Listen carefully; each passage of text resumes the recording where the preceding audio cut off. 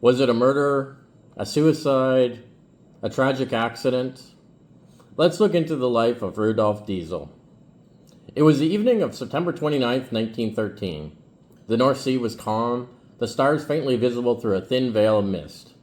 The steamship Dresden, a sturdy German liner bound for Harwich, England, cut smoothly through the dark waters, leaving Belgium behind. On board, among the well-dressed passengers and crew, sat Rudolf Diesel, the brilliant, intense, and increasingly troubled inventor of the diesel engine.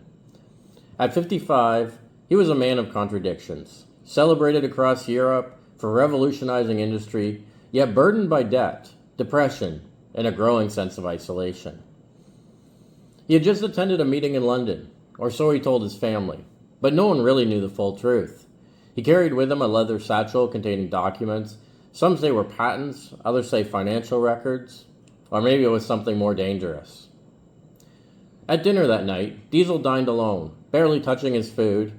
He spoke briefly with a fellow passenger, a British engineer, about the future of internal combustion. His eyes were distant, his hands trembling slightly as he stirred his tea. He said, "Do you think the world is ready for what I've built?"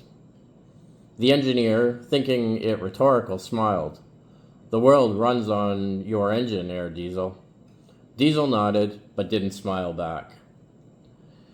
After dinner, Diesel returned to his cabin, number 10, on the port side of the ship. He asked the steward for a warm glass of milk and a blanket. He said he was feeling unwell and that he wanted to retire early. At 10 p.m., he was seen on deck, alone, leaning against the railing, staring out at the sea. A crewman later recalled that he looked like he was a man saying goodbye. At 10:30, the steward knocked on his cabin door with the milk. No answer. At 11 p.m., the steward entered. The cabin was empty. The bed was untouched. The satchel was gone, and so was Diesel. By morning, panic had set in. The Dresden turned back, searching the waters. Passengers whispered, had he jumped? Had he been pushed? Was it an accident? A conspiracy? Diesel had been under pressure. His company, it was failing. He owed millions. His patents were being contested. Rumors swirled that he'd been approached by foreign powers, the British, the French, even the Germans, to sell his latest inventions, or his silence.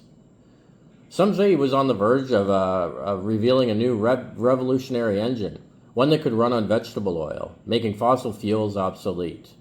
Others claimed he'd discovered a secret deal between industrialists and governments and was about to expose it. It was 10 days later, on October 10th, 1913, Dutch sailors aboard the ship Kortzen spotted something bobbing in the waves. They pulled it aboard. It was a man, bloated, pale, and dressed in formal clothes. A leather satchel was tied to his wrist.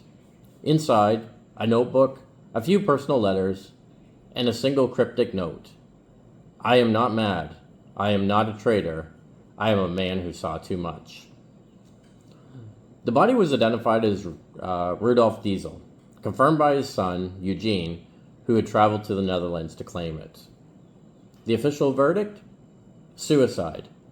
But no one really believed it. Why would a man who just died, calmly asking for a glass of milk, left no suicide note, suddenly leap into the sea? Why was the satchel tied to his wrist, as if to ensure it wouldn't be lost?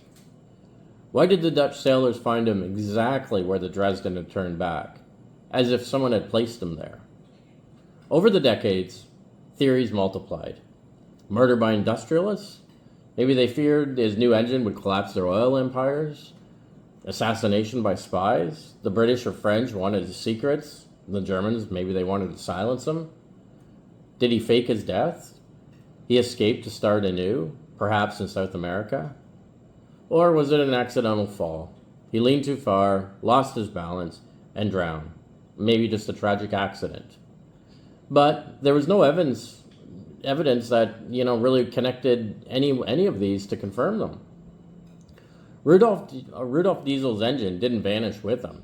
It powered ships, trains, trucks, and tanks, and it shaped the 20th century. His name became synonymous with efficiency, power, and innovation. But his death? that remained a ghost in the machine. A mystery that still haunts historians, engineers, and conspiracy theorists alike. Some say if you stand on the deck of a modern cargo ship at night, and the wind is just right, you can hear a faint whisper. I am not mad. I am not a traitor. I am a man who saw too much. So, did Rudolf Diesel jump? Was he pushed? Did he fake his own death? We might never know. But one thing is certain. On September 29th, 1913, a genius vanished into the North Sea, and the world was never quite the same. In 2013, on the 100th anniversary of his disappearance, a German historian claimed to have found a letter suggesting Diesel was planning to defect to Britain with blueprints for a clean energy engine. The letter's authenticity is still debated to this day. Well, if you like this story, like the video, subscribe to the Daily Pastcast, and come back to our channel every day where we have interesting stories like this. Thanks for watching, and we'll see you tomorrow on September 30th.